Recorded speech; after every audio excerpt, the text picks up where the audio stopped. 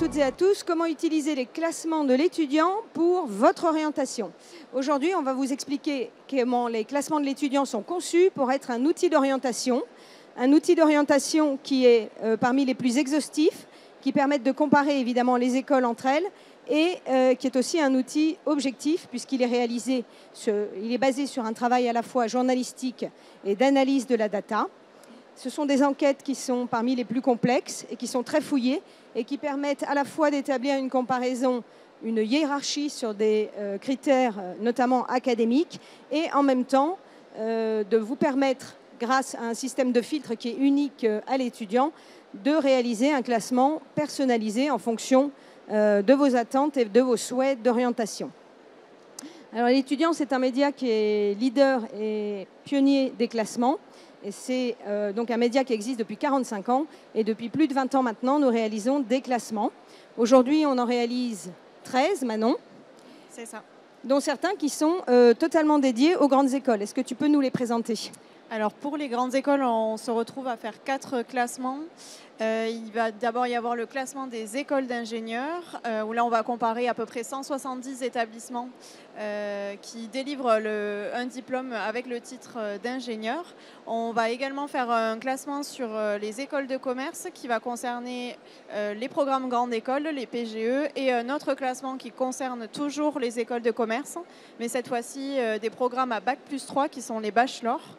Et enfin, toujours sur les écoles de commerce, on fait aussi le classement SIGEM qui correspond donc au choix des écoles, en fait les écoles préférées des étudiants après une prépa. Et ce qui caractérise nos classements, Manon, c'est évidemment notre, je le disais, l'expérience 20 ans de classement. Et ils font référence par la rigueur de leur méthodologie et la robustesse aussi des données, puisqu'elles sont analysées et vérifiées d'ailleurs à plusieurs reprises par nos équipes. Et ces équipes, je dis nos, parce qu'en fait, comme je le disais tout à l'heure, on a une double perspective lorsqu'on réalise un classement. On a cette perspective éditoriale qui est liée à la ligne éditoriale de l'étudiant, qui est celle d'accompagner les jeunes dans leur orientation, cela du collège jusqu'à l'entrée dans la vie active. Et la deuxième perspective, puisqu'on parle d'un classement, il est fondé sur des données. Donc Manon, est-ce que tu peux nous expliquer qui travaille et comment on travaille finalement pour établir tous ces classements ? Alors, les classements sont fondés notamment sur l'expertise de la rédaction. Donc, tous les journalistes qui sont au sein de la rédaction sont amenés à participer à l'élaboration des classements, c'est-à-dire à réfléchir aux critères qui sont importants. On a aussi, donc, je travaille sur ces classements en collaboration avec une data analyst qui fait partie de l'étudiant, et nous travaillons spécifiquement sur les classements toutes les deux. Et toujours du côté data analyst, on a également encore 4 autres personnes qui interviennent sur les classements et qui peuvent nous aider dans le traitement de la donnée. On a également tout au long de l'année, et notamment pour les classements des grandes écoles, 5 vérificateurs qui nous rejoignent pour nous aider à vérifier ces données, à les consolider, à s'assurer que tout ce qu'on va ensuite diffuser sur le site et l'information que vous allez recevoir sera correcte. Et on a également 2 alternantes et 2 stagiaires qui travaillent aussi sur ces sujets-là. Et alors maintenant, tu nous parlais tout à l'heure des 4 classements qui concernent les grandes écoles. Et on peut même en ajouter un 5e, puisqu'en fait, on réalise également un classement des classes préparatoires aux grandes écoles. Et celui-ci, il est fondé sur la destination de ces classes préparatoires. C'est-à-dire qu'en fonction de l'école que vous visez, vous pouvez filtrer, à nouveau, on en parlait, personnaliser votre classement pour identifier la classe préparatoire qui a placé le plus d'élèves dans les écoles qui vous intéressent. Alors, pour rentrer un petit peu dans le détail de nos classements, il faut comprendre un petit peu sur quoi ils sont basés. Alors, on en a parlé tout à l'heure, il y a l'analyse de la rédaction. Mais avant d'analyser les choses, il faut aller chercher des données. Et donc, nous sélectionnons la manière dont nous allons choisir nos données pour qu'elles soient les plus pertinentes pour vous. Et nous avons donc 3 sources différentes pour aller chercher ces données. Alors, on va utiliser tout d'abord des données publiques. C'est notamment le cas sur les écoles d'ingénieurs, le classement SIGEM également.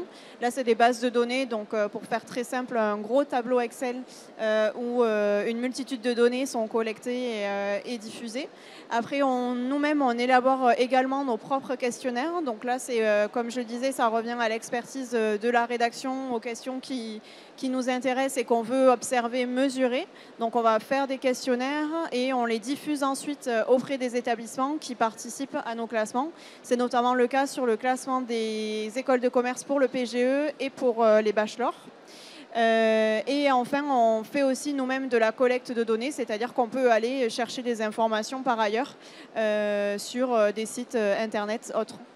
Et on a une spécificité à l'étudiant, hein, tu en parlais, c'est que nos questionnaires ils sont envoyés à la fois aux établissements que nous voulons classer et également à leurs élèves et anciens élèves, donc leurs alumni. Et ça, c'est très intéressant pour vous parce que ça va vous permettre de voir ce que des personnes qui ont suivi cette formation pensent de leur formation, de l'accompagnement dont ils ont bénéficié, etc. Et ça, c'est une spécificité de l'étudiant. Voilà. Et alors, une fois qu'on a connecté toutes ces données, parce qu'évidemment, ce n'est pas le tout, il y a différentes étapes pour les rendre le plus fiables possible, et d'ailleurs extrêmement robustes, et ensuite les passer à la moulinette de notre méthodologie pour établir le classement. Alors d'abord, on va commencer par le nettoyage des données, ça veut dire qu'on va sélectionner uniquement les éléments qui nous intéressent. Ensuite, on va passer dans la phase de vérification qui va durer plus ou moins longtemps, mais en général sur les gros classements, ça peut prendre jusqu'à 4 mois pour vérifier les données, donc de 2 à 4 mois. Et ensuite, on fait aussi des contre-vérifications, puisque c'est aussi notre spécificité on vérifie et on contre-vérifie. On estime qu'il faut qu'il y ait 2 personnes qui passent sur les informations pour savoir si elles sont justes ou pas. Et ensuite, on va les utiliser une fois qu'elles sont validées, pour les mettre dans notre système de notation. Donc là, on passe au moment où on va mettre les notes, on attribue les notes. Et ensuite, c'est l'attribution de notes sur chaque critère qui nous intéresse va nous permettre de finir avec l'établissement du classement et la publication. Voilà, alors toutes ces étapes-là, en fait, on vous le disait tout à l'heure, on a 13 classements publiés tout au long de l'année sur l'étudiant, dont les 5 dont on parlait qui vous concernent plus directement si vous vous intéressez aux grandes écoles. Et en fait, ça veut dire que toute l'année, on travaille sur nos classements et qu'au moment où un classement est publié, on réfléchit déjà à celui de l'année dernière. Donc on parle effectivement d'enquêtes journalistiques parmi les plus fouillées et les plus exhaustives. Alors ensuite, là où c'est ce qui fait des classements de l'étudiant un outil d'orientation, c'est justement quels critères nous allons utiliser pour pouvoir établir la hiérarchie des classements. Alors en fait, maintenant, on pourrait même peut-être parler d'une double hiérarchie, c'est-à-dire qu'on a une hiérarchie en quelque sorte pour évaluer les meilleurs établissements en fonction, en général, plutôt de leur excellence académique et de leur potentiel à vous faire entrer dans la vie active.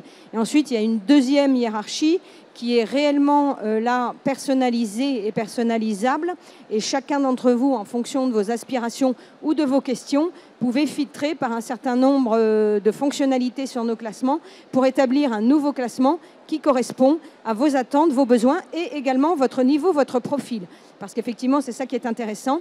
Avec un grand nombre d'établissements, eh bien, les différents niveaux d'élèves peuvent trouver une place. Alors maintenant, déjà, quand on veut dire les meilleures grandes écoles, quels sont les critères qui sont unanimement reconnus pour le dire ?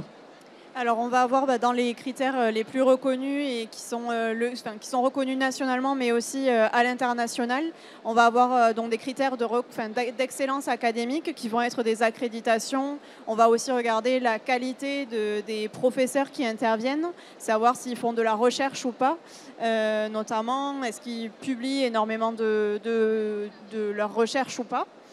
Donc ça va être des critères qui sont, comme on le disait, unanimement établis et aussi sur lesquels il faut un peu être expert pour comprendre de quoi on parle. Et là, c'est l'avantage et le point fort d'avoir un classement qui est fait par des journalistes, c'est qu'en fait, vous allez avoir cette expertise qui est amenée et qui est prise en compte du coup dans l'établissement du classement.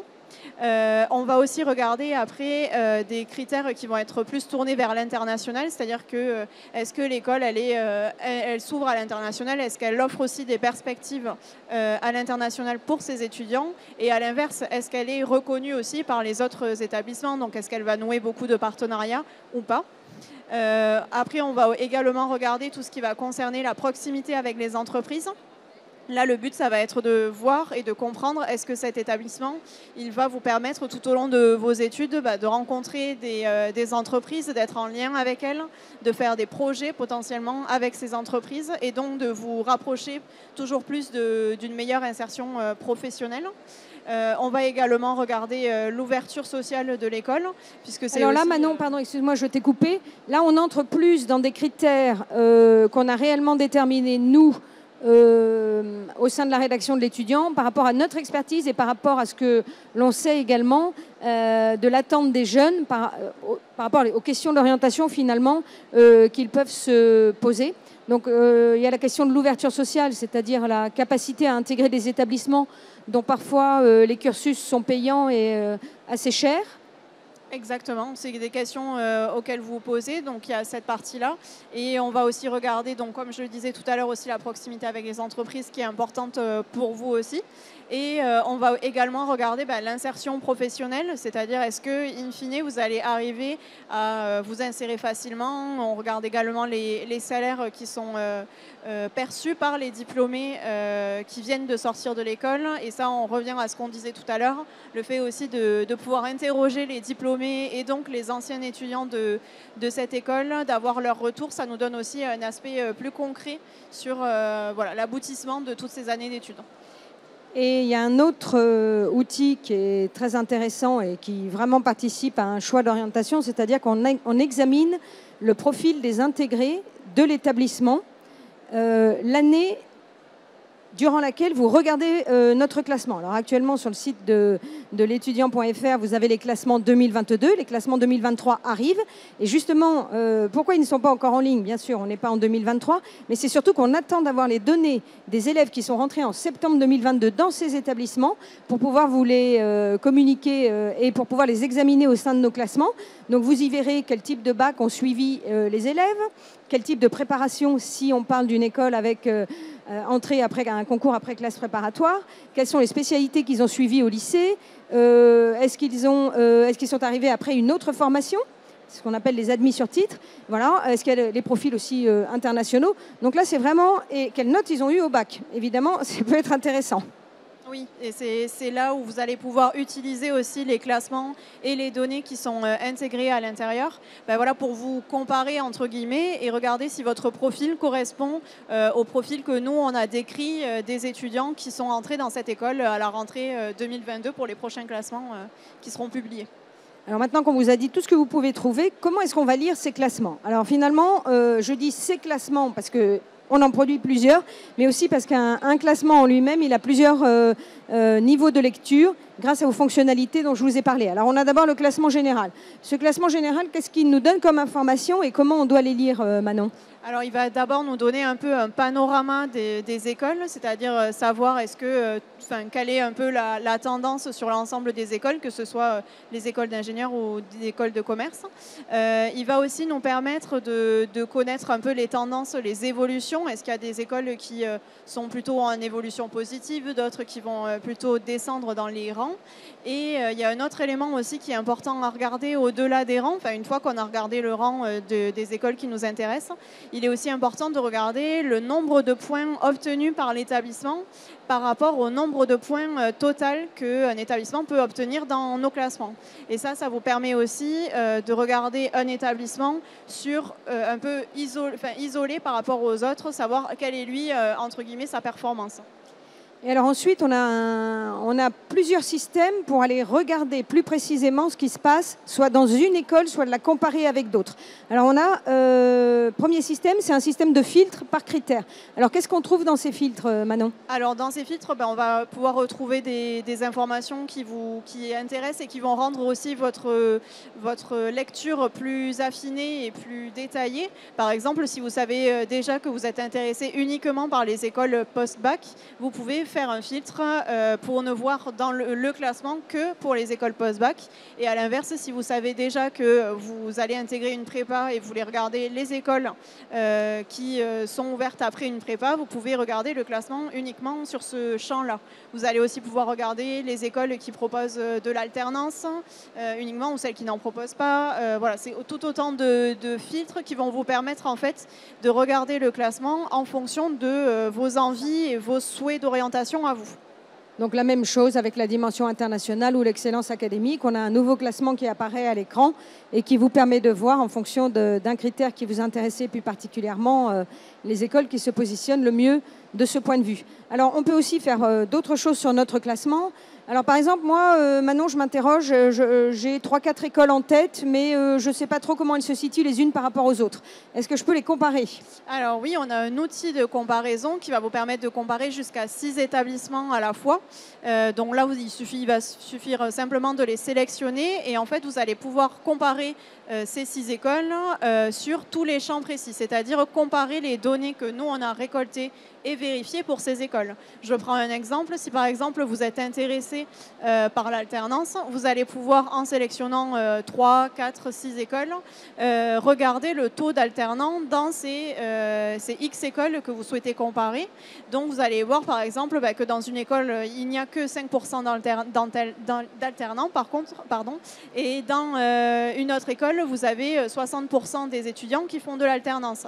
Ça peut vous aider et vous guider dans votre choix pour vous dire, bon, si je sais que je veux absolument faire de l'alternance, peut-être plus m'orienter vers l'école où il y a les 60% d'alternants. Et alors, on a un autre élément d'information, et là, c'est un élément extrêmement exhaustif, c'est ce qu'on appelle, nous, les fiches écoles. C'est-à-dire que chacun des établissements que nous avons classés, on peut accéder à une fiche école sur laquelle il y a un nombre très important à la fois d'informations qu'on a utilisées pour établir le classement, mais aussi d'autres types d'informations qui sont là vraiment justement à titre indicatif pour vous donner des détails sur l'établissement. Alors par exemple, on trouve quoi sur ces fiches, Manon ? Alors, on va retrouver environ une 50aine d'indicateurs. Alors, tous ne sont pas classants. On a environ une 15aine qui vont être pris en compte pour classer les écoles et donner les rangs du classement en général. Mais comme le disait Ariane, on a aussi des critères qui sont simplement informatifs et qui vont vous aider aussi à prendre une décision. Par exemple, on va pouvoir savoir dans quelle ville sont implantées, dans quelle ville est implantée l'école. Parce que parfois, les écoles ont plusieurs campus. Donc, vous pouvez savoir dans quelle ville les retrouver. Vous allez aussi pouvoir savoir si l'établissement est sur Parcoursup ou pas. C'est autant d'informations qui ne sont pas classantes pour nous dans le classement général, mais qui sont tout aussi importantes pour vous et pour faire votre choix. Et alors, en fait, on rentre dans un degré de détail qui est assez important dans ces fiches, parce que, par exemple, on va vous dire quelles sont les aides que l'école peut donner à ses étudiants pour les aider à financer leurs études au-delà du système de bourse national. On va avoir des éléments sur les doubles diplômes. On va avoir des éléments sur les spécialités de cet établissement. On va avoir des éléments sur les partenaires internationaux. Enfin, voilà, tout un tas d'éléments qui permettent de faire un choix et finalement d'avoir en tête une vision extrêmement précise de ce que propose un établissement. Et le dernier champ qui est très important et qui est là aussi évidemment une force de l'étudiant en tant que média, c'est qu'évidemment ces classements ils sont réalisés à la fois par des data scientists, on vous en a parlé, et Manon qui est à côté de moi, elle est data journaliste, c'est-à-dire qu'elle a les deux compétences et elle travaille main dans la main avec l'ensemble de nos journalistes pour établir aussi tout un dossier éditorial, c'est-à-dire qu'il y a un ensemble d'articles autour de nos classements qui vous permet de comprendre certains des aspects, de voir comment évoluent les établissements, quelles sont leurs stratégies, soit pédagogiques ou d'ouverture sociale, d'alternance, d'international, etc. Donc ça vous donne à voir aussi un écosystème vers lequel vous vous dirigez. Et effectivement, le fait que ces dossiers, que ce soit le classement ou le dossier éditorial, soient réalisés par une rédaction, on en revient à ce qu'on se disait en début de notre conférence, c'est qu'à la fois, il y a cette vision qui est totalement exhaustive, il y a une vision qui est comparative et qui est objective. Donc en fait, c'est réellement un outil d'orientation que vous avez entre les mains pour pouvoir regarder un certain nombre d'établissements, et d'ailleurs l'ensemble des établissements existants, parce qu'on a parlé, Manon, des écoles d'ingénieurs, il y en aura cette année 169. Voilà, dans le classement, on a donc les 38 écoles de commerce qui ont un grade de master. Et pour ce qui est des bachelors en management, on est sur combien d'établissements maintenant? On est sur environ 45 établissements.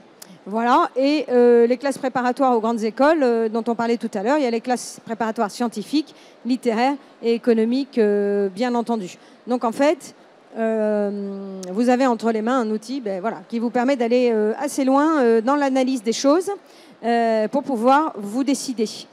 Alors, Manon, est-ce qu'on avait autre chose à ajouter? Simplement que le dossier éditorial vous aidera aussi en fait à aller dans plus de témoignages peut-être de qualitatifs, c'est-à-dire que le classement c'est quand même beaucoup de données d'un coup, c'est assez complexe aussi à comprendre et parfois ça ne va pas forcément toujours répondre à vos autres questions. Par exemple, en lisant un témoignage d'un étudiant qui est passé par tel cursus, vous allez peut-être pouvoir comprendre est-ce que c'est fait pour vous ou pas. Vous allez aussi pouvoir comprendre quand on va écrire un article sur les spécialités que les étudiants ont quand ils rentrent dans cet établissement ou dans ce type de formation. Ça peut vous guider aussi. Donc le classement, c'est un tout dans votre parcours d'orientation. C'est une brique supplémentaire, je dirais, comme venir sur des salons, comme aller à des journées portes ouvertes pour rencontrer des étudiants. Et la lecture des articles vous aide aussi à vous orienter dans vos choix. Et en fait, quand tu parles de parcours, effectivement, l'orientation, c'est une démarche. Donc, elle se compose de plusieurs étapes et elle doit permettre à la fois de se découvrir soi-même et vos ambitions, vos souhaits et vos qualités. Comme ça, vous savez un petit peu vers quel type d'établissement vous pouvez vous orienter. Et puis, évidemment, la découverte des établissements qui existent. Et c'est vrai que le classement, on peut le regarder au tout début de notre démarche d'orientation. Alors, aujourd'hui, on est en octobre. Hein, vous êtes sur un salon et j'imagine que vous vous renseignez pour septembre 2023. Donc, c'est très bien de s'y prendre tôt. Donc, on peut regarder les classements dès maintenant. Et au fur et à mesure de votre démarche, quand vous en savez un petit peu plus, c'est vrai que, du coup, quand on retourne sur un classement ou sur le site de l'étudiant.fr pour lire l'ensemble de nos articles, eh bien, au fur et à mesure où vous avez de nouvelles informations en tête, vous ne regardez plus de la même manière les éléments. Donc, je ne sais pas si parmi vous, là, donc nous sommes sur le salon de l'étudiant, hein, à la porte de Versailles, si parmi vous, il y avait des personnes qui avaient des questions, puisqu'on est là avec Manon, hein, voilà, on travaille toute l'année sur les classements. Si vous avez des questions plus précises à nous poser, eh bien, nous sommes à votre écoute. Je pense qu'on a été très clair. Il n'y a pas de questions, Manon. Donc, tout était très clair. Je vous remercie encore. Et évidemment, je vous donne rendez-vous sur l'étudiant.fr où vous pourrez retrouver l'ensemble de nos classements et bien entendu des articles pour vous aider dans votre orientation. À très bientôt. Au revoir. Merci à tous.